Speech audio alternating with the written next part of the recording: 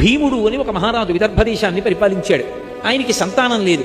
దమనుడు అనబడేటటువంటి మహర్షిని సేవించాడు. ఆ మహర్షి యొక్క అనుగ్రహం చేత ఆయనకి 3 కుమారులు 1 కుమార్తె కలిగారు. ఆ మహర్షి అనుగ్రహంతో పుట్టింది కాబట్టి ఆ పిల్లకి దమయంతి అని పేరు పెట్టాడు. గొప్ప అందగత్తె. ఆ పిల్ల పెద్దదవుతోంది. పక్కన నిషధరాజు నలమహారాజు గారు ఉన్నాడు. ఆయన రామచంద్రమూర్తిలా ఆజానబాహు, గొప్ప అందగాడు, గొప్ప శౌర్యం ఉన్నవాడు, చక్రవర్తి. ఆయనని వివాహం చేసుకోవాలనేటటువంటి కోరిక దమయంతి యందు అనురక్తమైంది. ఎందుచేత అక్కడికి వెళ్ళొచ్చిన వాళ్ళు ఇక్కడ చెప్తుంటే, ఇక్కడికి వచ్చినటువంటి వాళ్ళు అక్కడికి వెళ్ళి చెప్తుంటే నలమహారాజు గారికి కూడా దమయంతిని వివాహం చేసుకుందాం అనిపించింది. దానికి తోడు ఒక రోజున ఆయన ఒక హంసని పట్టుకున్నాడు. అదండి, నన్ను విడిచిపెట్టేసేయి, నీ గుణములు దమయంతితో చెప్పి నీ ఎందు అనురాగము కలిగేటట్టు చేస్తానంది. హంసని విడిచిపెట్టాడు. అది దమయంతి దగ్గరికి వెళ్ళి దమయంతికి నలమహారాజు గారి పట్ల అనురక్తి కలిగేటట్టుగా మాట్లాడింది ఆయన గుణాలు చెప్పి. దమయంతి అంది, అయితే నా గురించి కూడా నలమహారాజు గారికి చెప్పి ఆయనకి అనురక్తి కలిగేటట్టు చేయమంది. మళ్ళీ ఆ హంస వచ్చి దమయంతికి కూడా చెప్పింది. కొంతకాలం అయింది. ఇక్కడ ఈయన దమయంతిని వివాహం చేసుకోవాలనుకున్నాడు, దమయంతి నలమహారాజు గారిని చేసుకోవాలనుకుంది. తండ్రి స్వయంవరం ప్రకటిస్తానమ్మా, నీ కోరుకున్న వాడినే నువ్వు వివాహం చేసుకోమన్నాడు. నలమహారాజు గారు బయలుదేరాడు. ఈలోగా దిక్పాలకులు కూడా 4 బయలుదేరారు. ఎవరు? ఒకరు దేవేంద్రుడు, ఒకరు అగ్నిహోత్రుడు, ఒకరు యమధర్మరాజు గారు, ఒకరు వరుణుడు.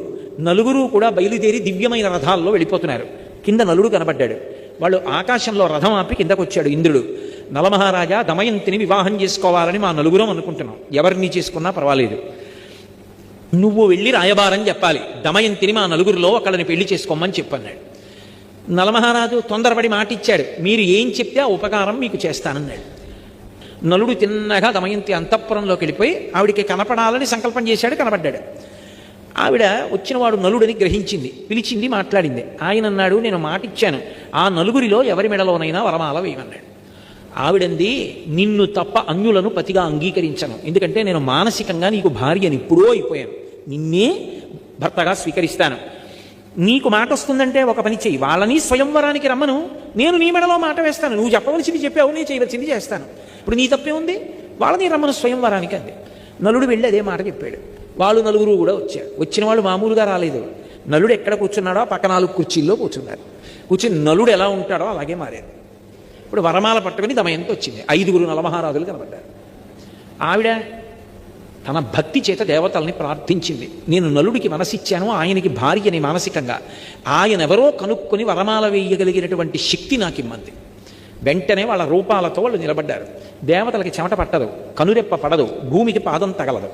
ఆవిడ గ్రహించింది. భూమికి పాదం తగులుతున్న నలుడిని చూసి మెడలో వరమాల వేసింది.